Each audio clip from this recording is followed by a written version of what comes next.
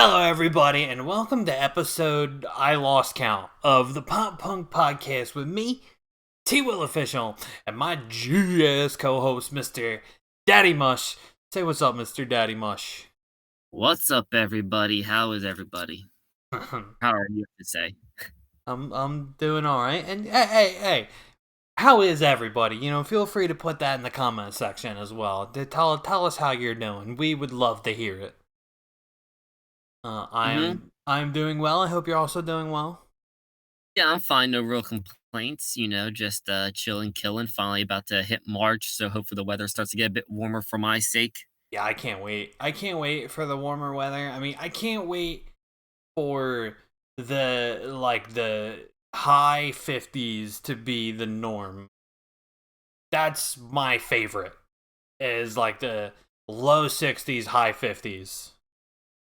Fair enough. Fair enough. I'm more of a high 70s kind of guy myself. Anything below 65, I'm still wearing a winter coat. But yeah, I'm mostly just more excited for longer days per se. That's the main thing for me is the longer days. Yeah, I am excited for the longer days as well. That is Yeah. 100% yes.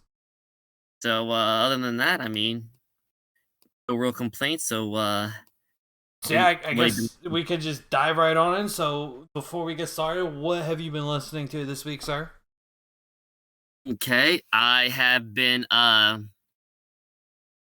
ironically, this is kind of the stuff that kind of helped prompted the discussion for the episode I was thinking of because at least according to my Spotify, good evening, I guess, or what I've been listening to recently. I've been listening to Little Lotus's All My Little Scars Volume 1 EP on top of If I Die First side project. I was listening to The Fire by Senses Fail, which I truly believe is a truly underrated gem. Then I've been listening to another kind of spoiler alert, the Lay Me to Rest If I Say I'm Done EP by Stario Stargazer, which is Locky, who was a guitarist of Senses Fail back, in their post-hardcore heydays, and kind of it released a couple of years ago. It's all right. So once again, kind of spurred this episode, and kind of been listening to a Pulling a Piano from a Pond by Cinematic Sunrise quite a bit, which is also another side project. So kind of helped inspired the episode subject matter as well. How about yourself? So for me, I've been listening to here's my Spotify top 5. I really don't have a theme. I don't have anything in particular. I think I've been listening to a lot recently, just my daily mix. Just whatever like goes into my daily mix. My Freaky February playlist, been listening to a lot of that. So my top 5 is The Inconvenience by These Hearts. Very Girl nice. Next Door by Lil Lotus and Lil Aaron. Party Very nice. Girls by Fight Fair. Power Off by Punchline, and Psycho by These Hearts. Which I don't know why Psycho's fifth because I always listen to The Inconvenience and Psycho together because they just fit together. And Yeah, they just then blend. to extend it to a top 7, because I just always do that. Estella featuring Travis Barker by Kenny Hoopla, and California Kicks by Fight Fair. The song or the album? The song. They don't Very they nice. don't they don't put albums in the on repeat playlist. Okay, well, I'm sorry that for this from firsthand that my Spotify is stupid when it comes to that stuff. Okay. Uh, Fair enough. but Fair enough. yes, but and also what I also been listening to a lot as well, which is kind of a deal to me because they were one of my favorite bands from the I guess quote unquote sad boy era of pop punk or the post easy core era that I Call Fives dropped their first recording in over 9 years with their cover of "At Your Funeral" by originally by Saves the Day, and it's on Spotify. And I guess for some, it's kind of the first somewhat notable, I think, pop punk release of the year, if unless you want to count the Little Lotus, Little Aaron collab, which I consider a pop punk song. But I just want to kind of do a little, I guess, current event update before we kick in the Oh, mood. current event. Well, if we're talking current events before we hop into the, I actually do have a couple songs from 2021 in my playlist. Please Um, tell me more. yeah, so there's a song I've been listening to called "Crazy" by the band Brooklane, which is pretty solid. It's It sounds like that like 2010 era pop punk. It's just it's fun, it's upbeat, it's a good time. I enjoy it. And then another song I've been listening to from the year 2021 is the song "Bring Me Down" by We Were Sharks, which I like that song quite a bit. I think that song is a contender to make it into my top songs of 2021 playlist because I have been listening to it a lot this past month.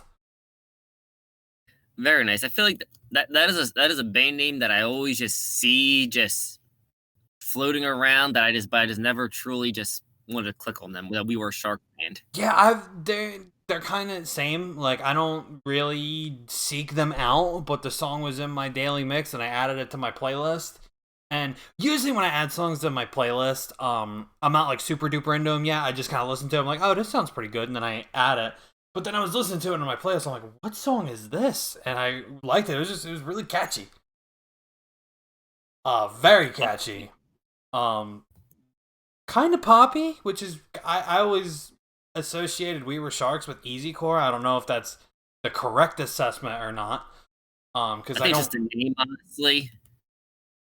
Yeah, that could be. I don't know because I don't really listen. I think I know like one other song by them that is kind of heavy. Um, but the song is a little poppy, but I enjoy it quite a bit. They're I on Victory Records about that. I recommend checking it out to you and to anybody watching. Very good song. And I guess with that said, we can hop into the main meat of today's episode, which is side projects, supergroups, I guess early bands, like in between bands. So what we say when I say like in between, I'm talking about something like I guess plus 44, as you mentioned before we started the podcast, where they're not really a side project, but it was like what Mark Hoppus and Travis Barker were up to after Blink split the first time. And just Yeah, I basically, guess yeah. for all encompassing umbrella term, I'm pretty much gonna say bands that had members of more famous bands that people really don't know them as well for. Simple as that. Okay. The mouthing I just did there. So yeah, And but you'll know what we mean when we talk about it. and I guess you know what, to ease us in, we actually Blink has a lot of them that we could go through. Obviously, there's plus 44, hmm and then Done. if you count it, there was Alkaline Trio. I was about to just say that as kind of as a little side jab or a little gag at the end, but yeah, you said it, not me. If you count it, there's Alkaline Trio. And then there's Tom's multiple shits. There was Boxcar Racer, and there was also, of course, most prominently Angels and Airwaves, which I think at this point, you can't even I can't even like consider that like that side project level. That's kind of really evolved into its own thing.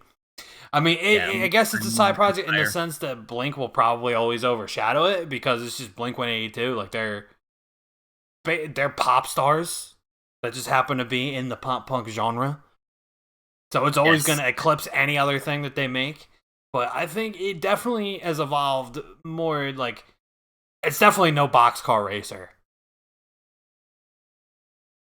It's definitely the most, I guess, successful and prevalent and most serious of all the bands we just listed. Other than Alkaline Trio, of course, because that doesn't really count. Yeah. But yeah. But yeah, that doesn't really count because it was never a side project to a Blink band member. Just Matt Skiba happened to be Tom DeLonge's replacement.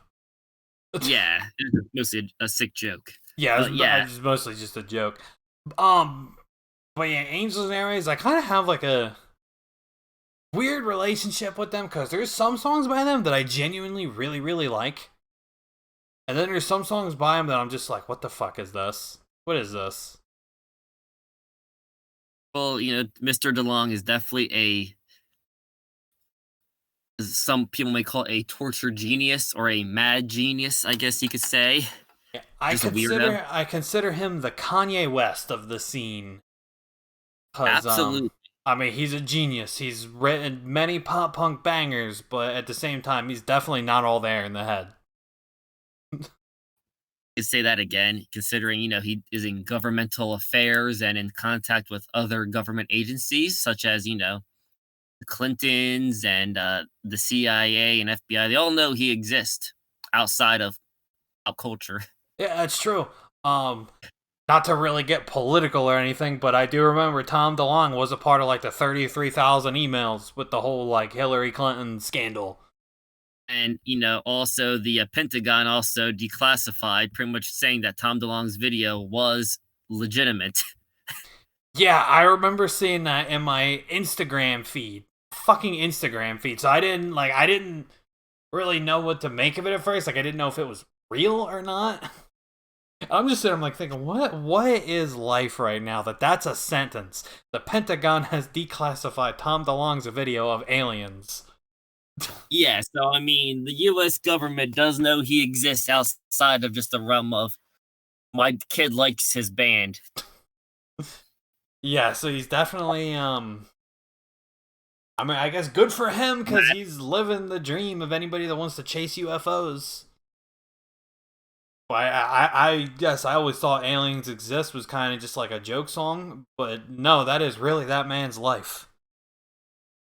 Yes, he is the word I'm looking for. Eccentric. He's an eccentric. He's definitely an eccentric human being. Eccentric is what we call very wealthy, successful weirdos. For the poor and middle class people, they're just freaks. But when your net worth is like 80 million, you're eccentric. Yes, like Elon Musk. He's eccentric because he's rich. But Exactly. yes, because anybody else saying between that stuff, they'll be like going, "Yo, man, your wife leave you?" You know what I mean? Shit. But yeah. But I mean, so what is? And there's also so what is your favorite of? I guess the Blink 182 offshoot band. Since we're on the subject of it. That is a good question. I almost want to say Angels and Airways, but I feel like that would be kind of cheating a little bit because they just have so much more stuff than all the other side projects. They have like I think like 5 albums versus I think every other one only has one. Yeah, Um, correct. Oh yeah. Before we go on, forgot about the transplants as well as another, I guess, oh yeah, offshoot. that's true. That's Travis Barker's thing. And you know what? That's another thing I definitely want to get to in a little bit.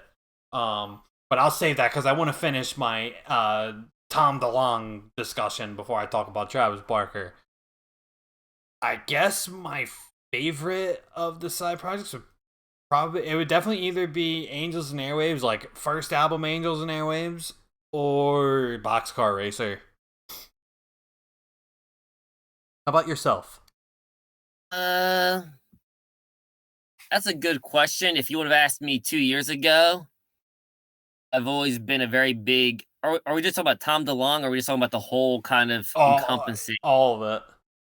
Okay, okay, cool. Except Um, I am excluding all of Travis Barker's like I'm excluding anything that says featuring Travis Barker on it. It has to be but yeah, something that they're an official by member that of. logic, because by that logic, I've been like, well, my favorite is because Mark Hoppus played bass on something I call Personality by Newfound, but Yeah. yeah, or I'll do anything by Simple Plan, you got to cut the rabbit hole somewhere off.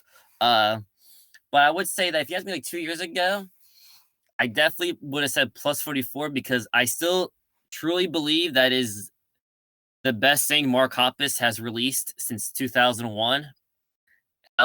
So I stand by that. That is the best thing that Hoppus has released in 20 years, and nothing really comes close to it in my opinion. Well, maybe the Untitled album comes close, but yeah. But but I feel like throughout the years, the more I guess pro Tom as I've obviously became throughout the years, I would probably put Boxcar Racer at Boxcar number Racer one, just because is something beautiful. Boxcar Racer I feel like was almost a revolution in the scene. Just kind of not many people were thinking about because yeah, that shit dropped in '02. That was like the first like glimpse of the radar that a pop punk band was getting more edgy or darker or kind of delved into the more mall emo-y wave that within 2-3 years would take over the scene. So I feel like it was kind of revolution in that aspect, just because whatever Mr. DeLong does kind of happens in the scene. At least back then it did. So It was ahead of its time. yeah, because I mean, think about it. I mean, Blink-182 wear Dickies. Everybody and their mom wears Dickies. Blink-182 goes more emo-y. Next thing you know, Alistair's wearing suits and ties and eyeliner at a show, and I'm thinking this is insane. They don't even sound they should be wearing this stuff, but hey, the image sells. Uh, so I would probably go Boxcar Racer just because I think it is very good, and there are some legitimate I think there's more bangers on the Boxcar album than there is on the Plus 44 album, if that makes sense. Yeah, I would definitely agree with that. I think the Plus 44 album is more kind of consistently like if I like that's more of an album I'll just kind of play by itself and I'll touch it. But I think in the age of Spotify and kind of instant digital media, I think the Boxcar Racer album's definitely surpassed it in that aspect. And there is a acquaintance of mine, and you know who it is, that says that Boxcar Racer is the best thing that Tom DeLonge has ever released, which is very bold words. Very bold words. I don't know if I would go that far, but I But would he did. definitely probably call it my favorite of the Blink side projects. I'll even say it's the best post take off your pants work of the Blink offshoots or Blink. You know what I mean? Yeah, and I would definitely agree. Either that or like album one, Angels and Airwaves. Because I do Fair really, enough. I do like some of the songs out there. It hurts. It just sounds like a leftover from the self-titled album. Which I'm sure a lot of it probably was, and with also probably with the Plus 44 album too, is probably leftovers as well. But I know this has nothing to do with music, but I kind of just want the world to know that Tom DeLonge and David Kennedy are both giants of men. Okay, They explain. should be in a back. They should be in an NBA backcourt just because Tom DeLonge is 6'4" and his Oh and yes, literal Kennedy, giants. yes, and David Kennedy in Boxcar Racer and Angels and Airways is 6 freaking 6. So I mean, they should be playing point guard and shooting guard for the freaking Sixers or Magic Well, Cavaliers. at least now we know if Blink never took off, he would have had a career on the friggin' Magic. Yeah, hey, you gotta he's got to work on his crossover though. But I'm just saying, I feel like people don't realize how gigantic that man truly is, and you wouldn't think it with his voice and his personality that this man was about 6-7 inches above the average height for a U.S. male. Well, there you have it. You heard it here first, folks. If Tom's ever really desperate for money, he can join the NBA. Yes, exactly. But yeah, so you would say Ava album one or Boxcar for your Yeah, favorite, I and guess. I'm leaning towards Boxcar. Just because I feel like I know more Boxcar Racer songs than I do Angels and Airwaves songs. Very nice, very nice. So, yes, I guess you kind of want to delve deeper into the Travis Barker rabbit hole real Yeah, quick. because I just want to say, because this isn't really like side projects or anything, but a lot of songs recently in the whole, I guess, kinda emo rap sphere and also like the new pop punk sphere. Like all of those songs seem to feature Travis Barker either as producer or on the drums or whatever. And I just think that's really cool. I don't want to derail this episode into another pop punk is back episode, but that man is like single-handedly ushering in the new pop punk era. Like he's on like MGK songs, he's on Youngblood songs, he's on that Kenny Hoopla song I mentioned earlier. He's doing so much for the genre, and it's amazing to see. Um, and I guess it kind of ties into how he's definitely always been kind of on the hip hop side. I mean, for those that don't know, he did have an album in 2011. Wasn't a pop punk album. Didn't feature Mark or Tom at all. Um, it was a hip hop album. Like instead of featuring like Mark and Tom and like other pop punk people, it featured like Lil Wayne, Yellow Wolf. That was actually my first exposure to Yellow Wolf, and I actually like Yellow Wolf quite a bit. It was either that or Saints Row 3 because they both like came out like the same year. Busta Rhymes. What else did he have on there? Paul Wall. And I mean, it was different. I actually really liked it. Because it probably came out at the peak of my hip hop listening phase. And so I guess the new era of pop punk, it kind of ties into that. How like as I said before, it definitely has more of a hip hop influence to it. And I guess it's just kind of the perfect storm for him.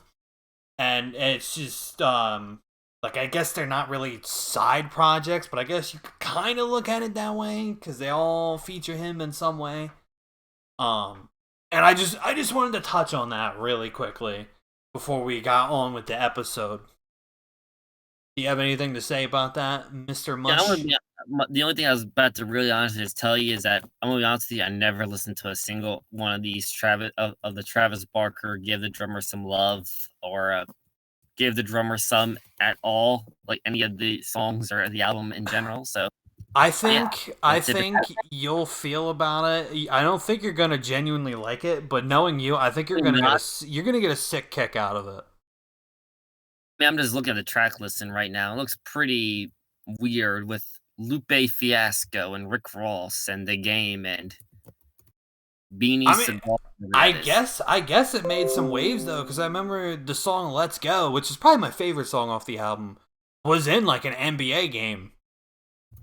Well, I mean, it did debut number 9 on the Billboard charts, so it has to be a somewhat somebody had like it. Yeah, it. I mean, it was solid. Um, I mean, I definitely don't think you would enjoy it. Like legitimately, I think you would get a sick kick out of it. Pretty much in the same way that we both get a sick kick out of new metal and backseat bingo. Well, that's glory. But I mean, it is pretty solid if that's like what you're into. If we have any listeners that do enjoy hip hop quite a bit, and you either never heard of this album before or you slept on it when it came out, give it a listen. You might like it. Very nice, very nice. Um, So let's just I'm gonna ask you this quick question. Out of like side projects or other work of arts that people may like or listen to that, is not their biggest. I'm rambling. I have a hard time articulating what I mean, but like what is your favorite, I guess, of the not as famous works of art of artists that you okay, I like? Like think I understand what you're saying. What's my favorite? We'll just say side project as a blanket term, just to make it easier. But just know when we say we don't necessarily mean side project. We mean side project, supergroup, early band. So like maybe like a band before like let's just say their vocalist or whatever started a different band that got a lot more popular. Or like in between bands like Plus 44 or Boxcar Racer. We're just gonna say side project, just as a blanket term, just to keep it simple. How's that sound? that sounds fantastic because you know how I am when it comes to articulating my words, which is a very bad thing considering I'm on a vocal work of art right now. But yeah, to I guess to continue with that, what would be your favorite or of That that bunch? is a very loaded question. I I think get deep questions. my favorite overall. Hmm. While I think about it, why don't you tell me yours? Okay, I'm gonna give you some of my favorite, and I'm gonna kind of explain the reason why it kind of, I guess, say constitutes as a side project blanket term. Um, well, I do enjoy "Further Seems Forever," "The Moon Is Down" album quite a bit. It is some good emo Christian indie rock, which was most famous for having a Chris Caraba of Dashboard Confessional on it before he went full platinum selling MTV artists with Dashboard. He was a singer of this South Florida emo band, and I enjoyed that quite a bit. Uh, and I guess even though Midtown was semi-big, but they did not get to the level of bigness of Cobra Starship did. So with Gabe Saporta, I enjoyed Midtown quite a bit, obviously, because many more people know Cobra Starship more than Midtown just because of the. That's true. I feel like I'm actually a weird one because I knew of both of them, but then I later found out that it was the same guy, Gabe Saporta. But Mhm. I knew Cobra Starship at the same time, and I also knew Midtown. I just didn't know it was the same guy. I found out that it was the same guy later on.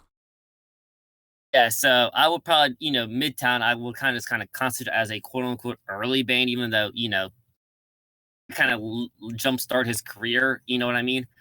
And another thing that I find interesting, because I mentioned this before,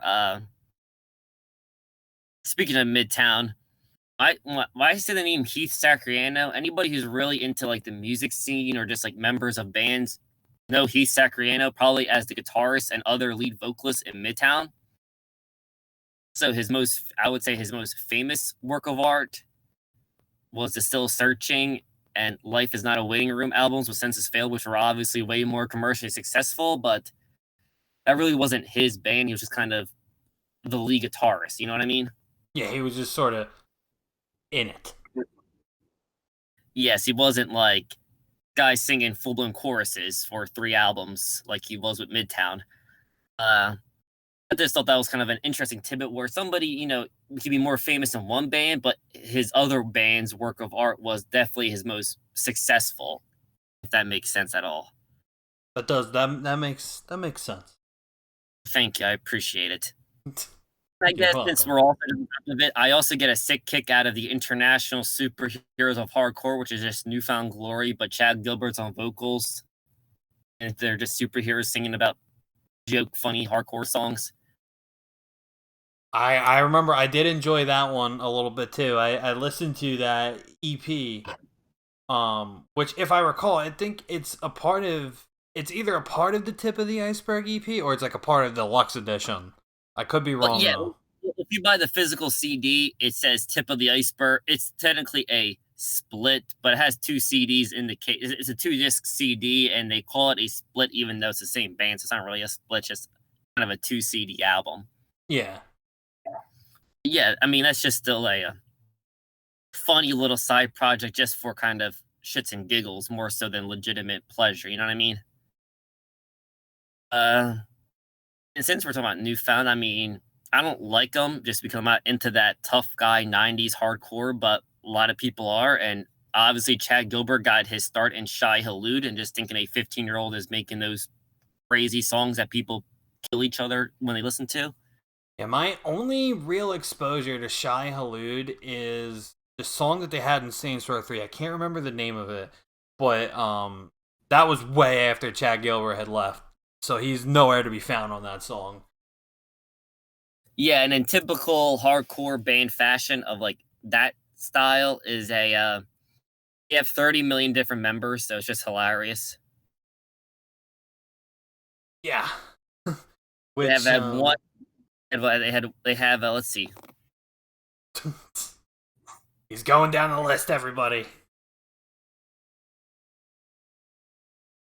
Take your time, sir. they have 23 former members. And they have 1, 2, 3, 4, 5.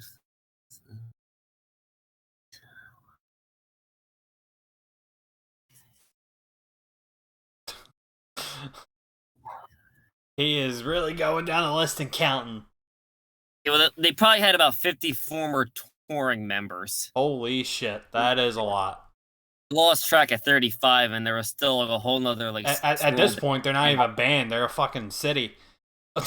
Oh, I know it's insane. And like in 2017, they had like a new member. Like it seemed like they had a new member for every show, which is insanity. But my favorite is they had a touring member simply known as Mike in 2015. He played the bass. Simply known as Mike. I like it. No It last name, just says Mike. Mike. Okay, I'm sorry. It just says Mike. What do you mean to do about it? But uh, yeah. So there was that little tidbit, and they had a song that I like called different band. This one band. called Two Tongues, I believe they were called. It was a side project of Chris Conley of Saves the Day and Max Bemis of Say Anything, which, just for the record, I do not really like Say Anything, so I'm sorry if I offend anybody, but I did like their one song, like Owie Zowie, it was called. Did enjoy that song. And there are just so many of these like bands and rabbit holes you can go through, but that's just kind of a short list of just interesting ones or bands I liked or just other little tidbits of information, I guess you could say. Fair enough. And you know what? Now you gave me some time to think about it, and I think my favorite, I have a hard time choosing between the two because it really depends on my mood because they are wildly different bands.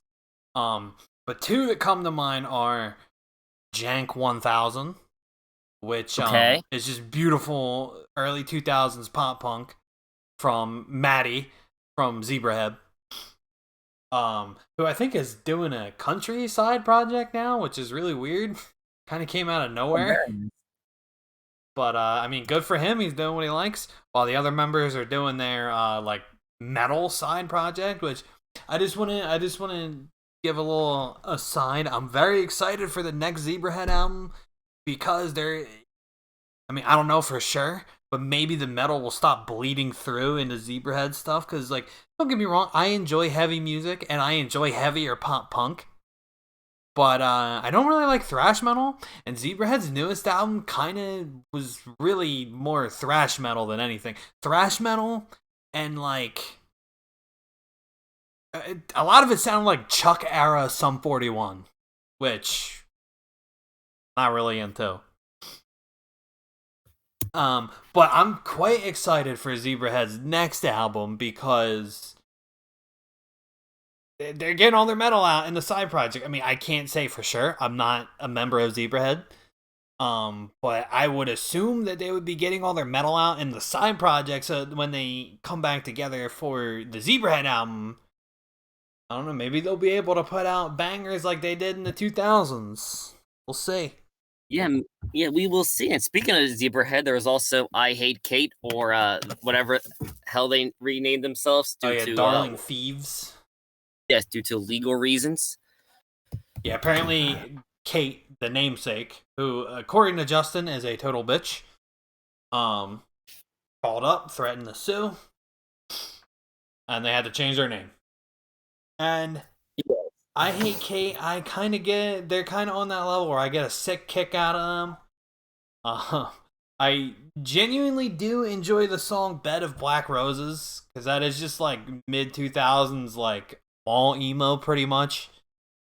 Um, and I also kind of I enjoy half of the song "Story I Can't Write" because the chorus just sounds like MFZB era Zebrahead, but the verses kind of sound like the Killers, which I'm not into the Killers. Well, I mean, you definitely tell that's the sound Justin's going for.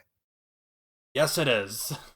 Considering Ed, the drummer, said name dropped the Killers in as in what Justin wants to sound like in their in his kind of announcing he's departing letter. Yeah, and then now him and Greg, the former guitarist of Zebrahead, have the Zen Mafia, which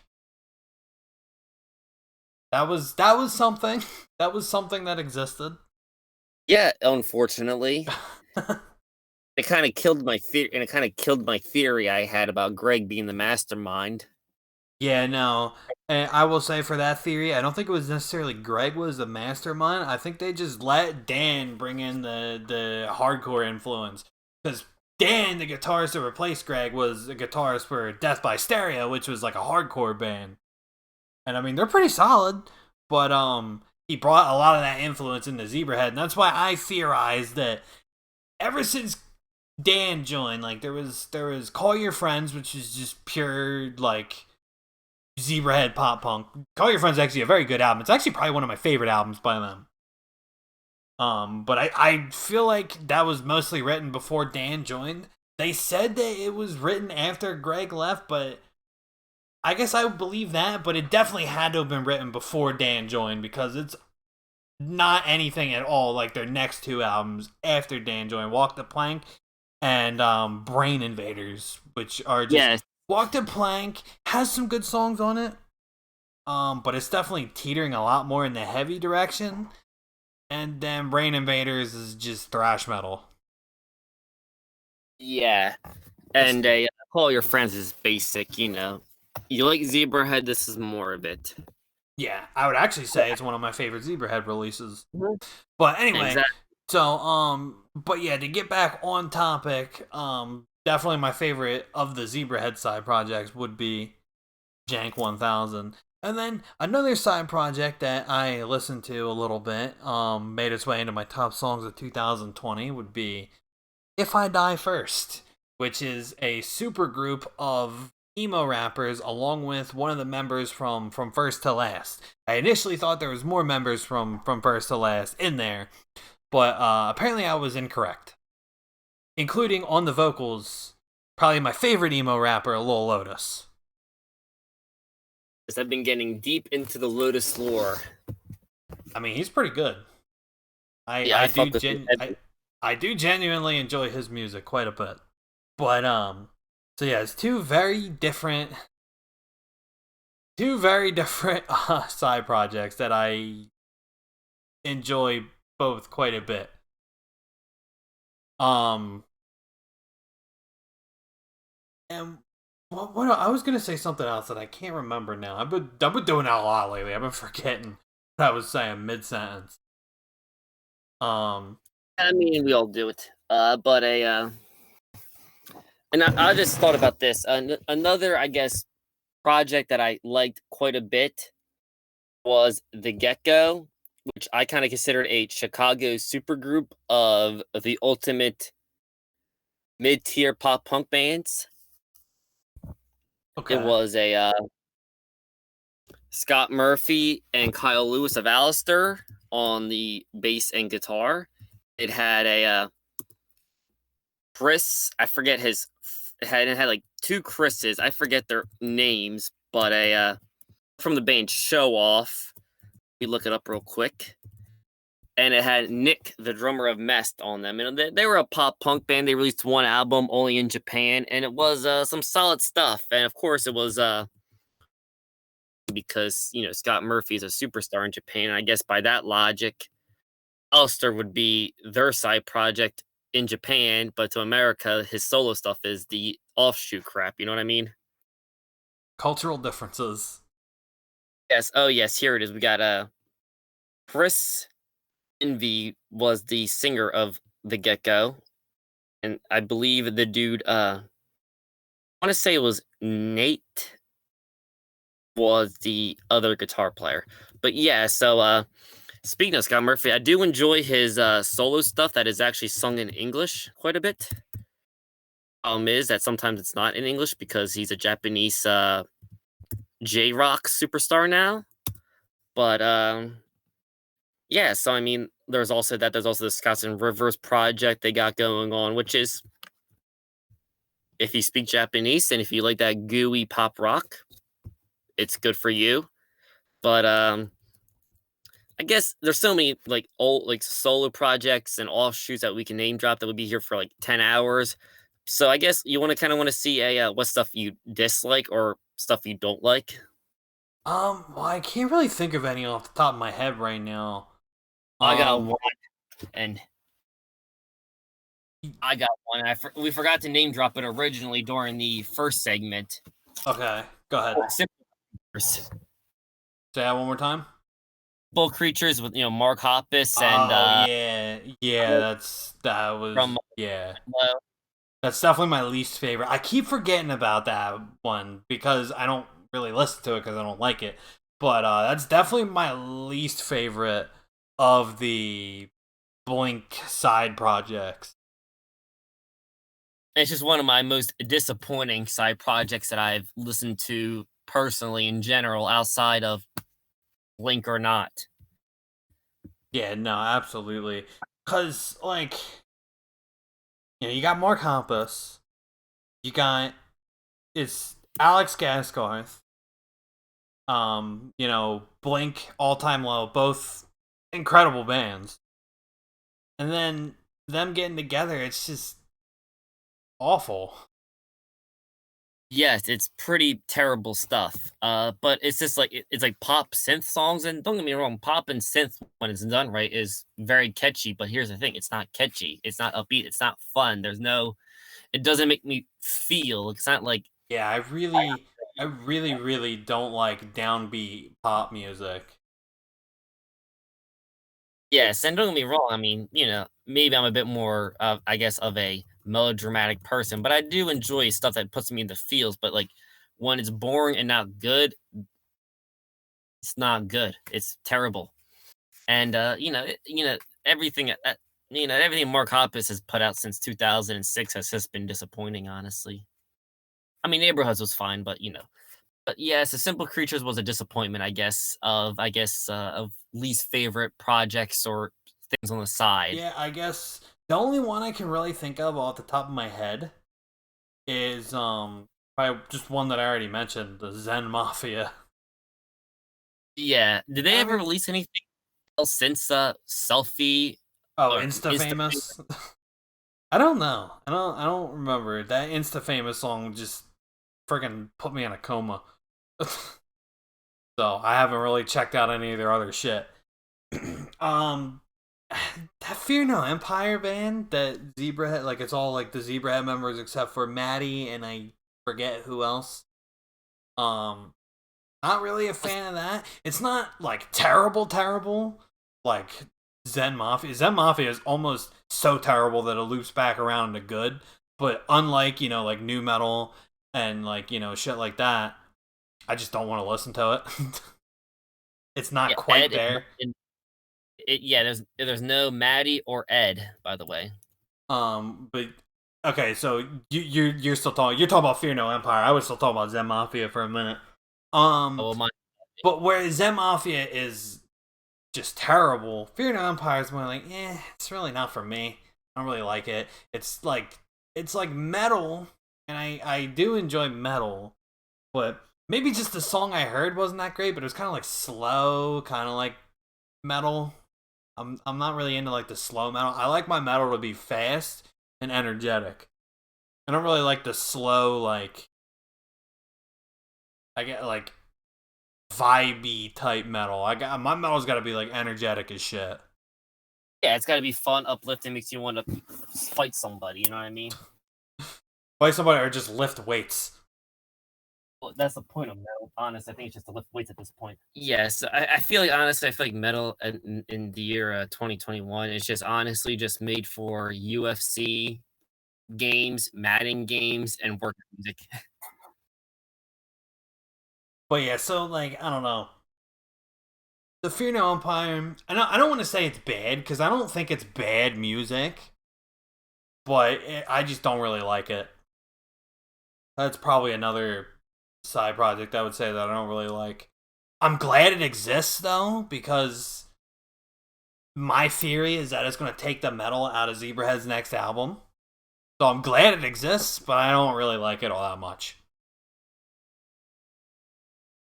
Yeah, so I guess in the grand scheme of things, you enjoy that exists, but you don't. But for different reasons. Yeah. I don't and I'm not glad that it exists cuz I like it. I'm glad it exists cuz it might take elements I don't like out of Zebrahead, who are one of my favorite bands. So the fact that their new stuff kind of sucks is kind of not great for me. Yeah. So so And I continue. I was just gonna say one more thing I wanted to talk about on the topic of supergroups. Um, Goldfinger, because they're basically a supergroup now. All the original members except for Feldman are now gone, except for Charlie. Charlie came back. Um, and now it's John Feldman of Goldfinger fame, and just being a very very prolific producer, having produced on like a whole lot of crap from pop punk to friggin' metalcore to friggin' like pop. Like he's produced for Panic at the Disco, and I'm pretty sure he's produced for 21 Pilots. So he's all over the place. Um, And then it's got, Mike Herrera of MXPX, who I'm glad that he finally got his due on the vocals on the new Goldfinger album. Um, Philip Sneed from Story of the Year. And then he's not, I don't think he was ever officially a part of the band, but Travis Barker was on the drums for 2 albums, including having writing credits on The Knife.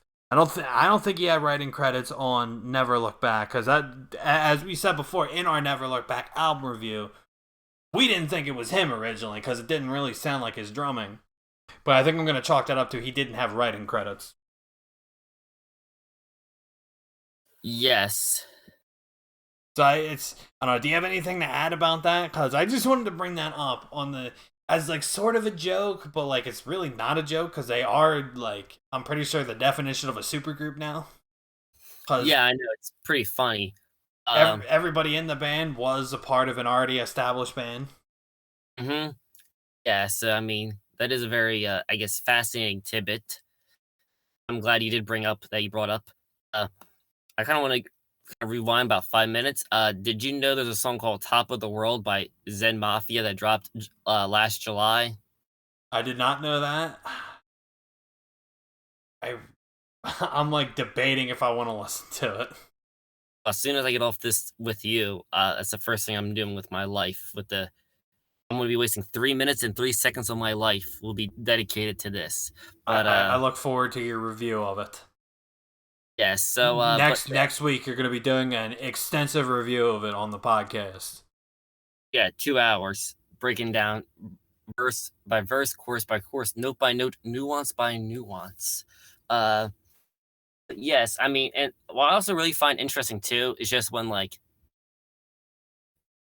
people were in bands before that band got big, but they quit that band and started another band that also got big. Like for example, Jesse Lacey of Brand New fame was the original bass player of Taking Back Sunday. He quit before Taking Back Sunday even went off, and both their bands got pretty freaking big for the scene, and even Brand New got big in general because they had a #1 album. You know what I mean? I think that's really interesting. Yeah, that's another weird tidbit that like it's kind of a crazy thing to think about. Like obviously, I think most people just know him as the guy from Brand New, but there's probably a small portion, I stress a small portion of people out there that know him as the original Taking Back Sunday, you said guitarist? Basis. Bassist. I thought it was bassist. I was gonna say bassist, but I was like, wait, I think it's guitarist. I fucked it up. But Yeah, it's all good. there's probably a very small portion of people out there that think of him as the original Taking Back Sunday bassist. Yes, like the very old head fans from like the late '90s. But another, I guess, since we're on the topic of Taking Back Sunday, Eddie Perez, their guitar player, was also one of the original guitarists for the movie Life. That's another that's another Yes, that's weird tidbit. funny how like It's so weird how these people, bands are like all interconnected.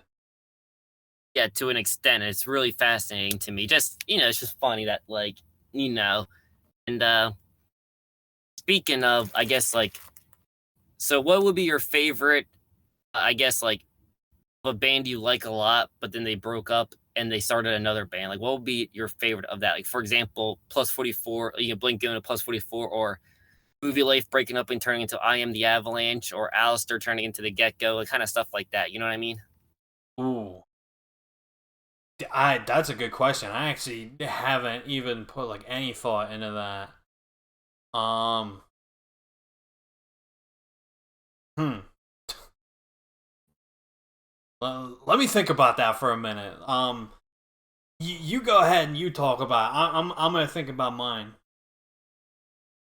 You see, this to me is a very hard thing to answer because honestly, a lot of these bands, like after they broke up, I really didn't like anything they put out. Like, for example, I don't like Person L at all, which was Kenny Vasoli of the Starting Line after they broke up. I thought I Am the Avalanche is pretty not good. No disrespect. And they have a few decent songs, but I still don't really care for them in the grand scheme of things, at least definitely compared to the movie Life. Um, the get go was pretty good. Uh, Plus 44 was pretty good. Like I mentioned before, I'm not really the biggest fan of I Can Make a Mess Like Anybody's Business, which was Ace Enders after the early November broke up for the first time. But that's really more of a style thing, because it's mostly like indie hipster kind of, it's a precursor to what the Never Shall Never stuff kind of was. Yeah. Uh, Yeah. but I'm trying to really think. I mean, I would say, another one be like, Cobra Starship, Midtown, Cobra Starship, kind of stuff like that. And, all the other weird things that Midtown did afterwards of those members, like he Sacriana since his fail, everything. But, hmm. And then So, but I would say that, I'll probably go, honestly, I mean, it's gonna be a cop out, but I would probably say like plus 44 would be the answer for me, where or Angels and Arrows, where I kind of enjoyed, the new band just as much as the old band, because it's very rare for me to be like, this band's just as good as the old band. You know what I mean? Yeah, I guess if I had more time to think about it, I could probably go more in depth and actually think of more. But I definitely didn't put any thought to that, and I'll admit to it. I didn't put like any thought to that, so I'm almost like on the spot here. So I guess my cop out answer would probably also be Angels and Airwaves, which I probably, it's tough because I don't really know if I necessarily like them better than Plus 44, but I think I do. Although I guess it's also not really fair because again, it's like 5 albums to one album. Yeah. Or how about the composure with Mr. Well, Anatides? the composure, I only really like the song "Stay Away from Me." The rest of Okay. their stuff, it's not really bad, but it's not on that like banger level that "Stay Away from Me" is, in my opinion, at least. Okay, Um, fair enough. And I guess even though the band didn't break, the band was still around when this stuff was dropping. I guess one of my personal favorites is, it's definitely more on the local side of things, so it might be a little bit of a cop out. But I did love the band True Things, which was James Corby when he left I Call Fives and he started a new band called True Things, and they're pretty much like kind of like a save or old school saves the day kind of thing. I thought they were freaking awesome, and I kind of like them better than like Jeff Todd era I Call Fives, which is, if anybody's listening, I'm sorry. These are just my opinions. I'm allowed to have them. you're a monster. Oh, I know. And I'm about to hear praising, saying how this is one of the biggest things that I Call Fives dropped a new song. But yeah, that was just kind of, if I'm trying to go with, I definitely enjoyed True Things a lot. It's kind of cheating because they are local. You know what I mean? Kind of hard to really be like a local band, and you know what I mean? Yeah, I mean, I guess I would be a hypocrite if I said no cheating because, like I said, I put like zero thought into it, so I came up with the biggest cop out answer of Angels and Airwaves. Well, hey, if that's your answer, that's your answer. You know what I mean? That's life. If it counts, I don't know if it counts, but I might do a little cheating here too because they were already established when he joined. But I guess you could also say Zebrahead because I guess you could technically say, Jank 1000 broke up. He didn't break it up to start Zebrahead, but after they broke up, he went and joined Zebrahead. And I would say, early Maddie era is my favorite overall era of Zebrahead. Even though my two favorite albums come from the Justin era, my favorite overall, it just in sound, would probably be Broadcast to the World Phoenix era Zebrahead. Very nice, very nice. Uh, So I don't know if that's hmm. cheating. That might be kind of cheating, but that's my answer. Well, I guess if we're going by that logic, I mean, since we brought up Midtown and Census Fail, I could definitely say, I like Keith Sacriano's Census Fail more than anything than any other bands I name dropped. Because, but this is completely off topic, but I just thought it was very interesting that There is not a single Census Fail album full length that has a same lineup. Any of them, like every album has somewhat of a different lineup, which I thought was just kind of interesting. That's weird, but it also does kind of make sense when you think about it because they definitely all have kind of like their own sound.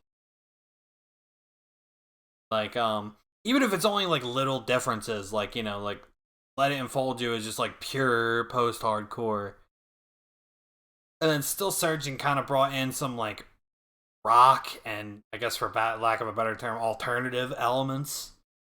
Yeah, which I thought Heath Sacriano obviously brought in because he replaced Dave Miller, who was the Yeah. guitarist on "Let It Unfold You." And then starting with Life as a Waiting Room, it just got progressively heavier and heavier until they were legitimately metalcore.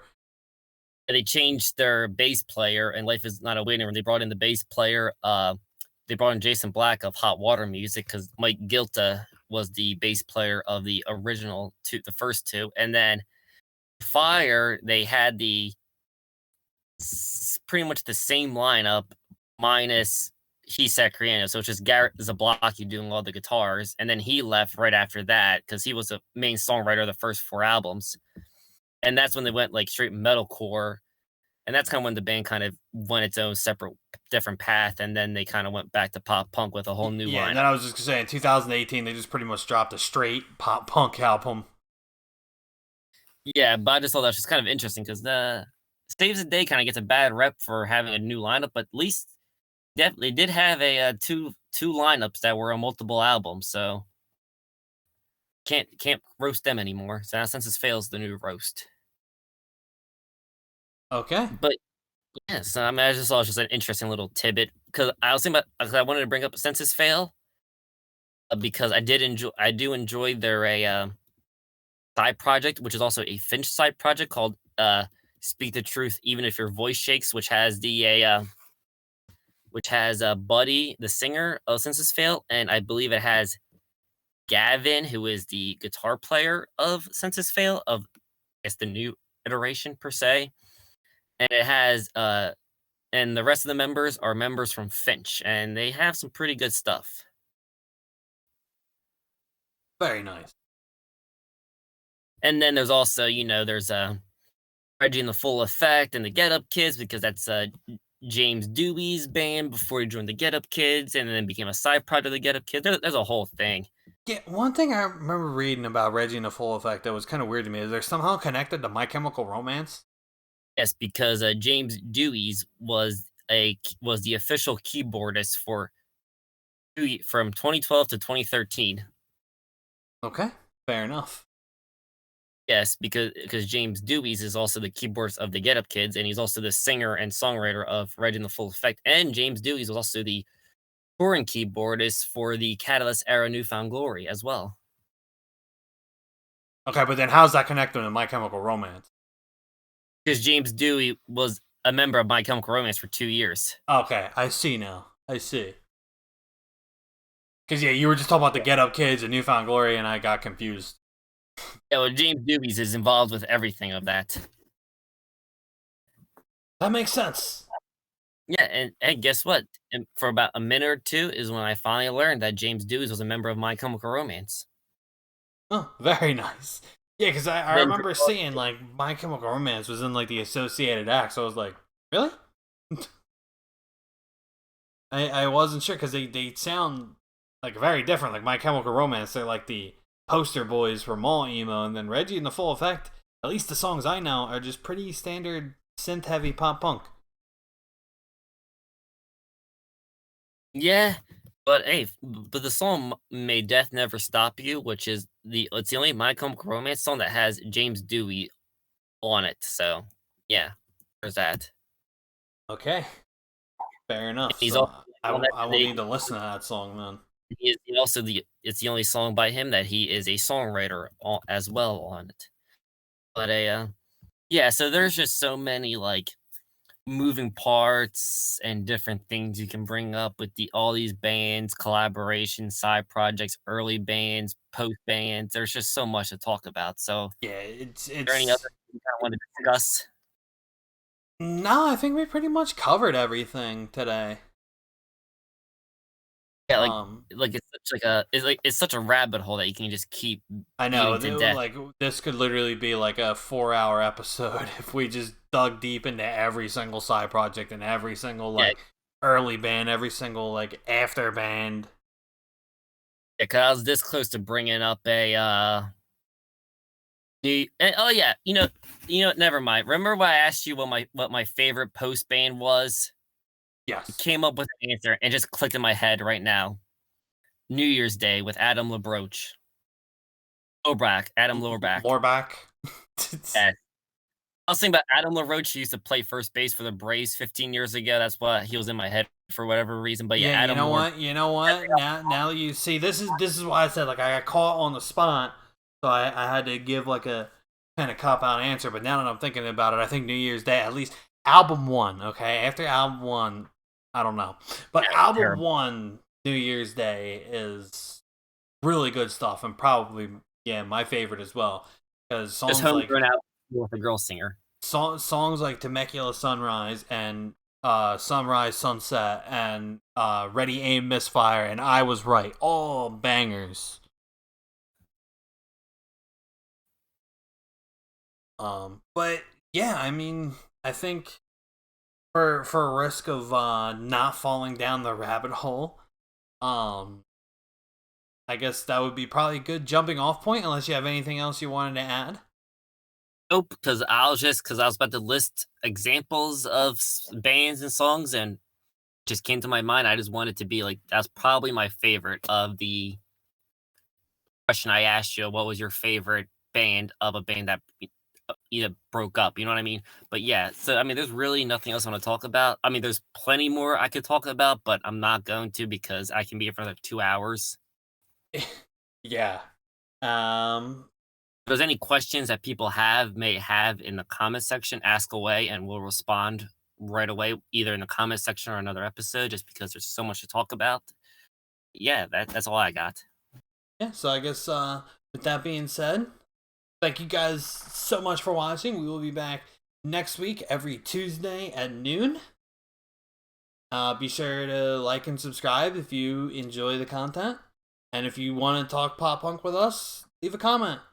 We're always more than welcome to talk pop punk with you guys. So take it easy, guys, and I will see you guys next week on the main channel. We do have a video coming tomorrow, so be on the lookout for that on the T Will official channel if you're interested in games. Got a new video coming tomorrow. But if you're not interested in games, if you're just interested in the podcast, then I will see you guys next Tuesday at noon. Peace. See ya. Bye bye.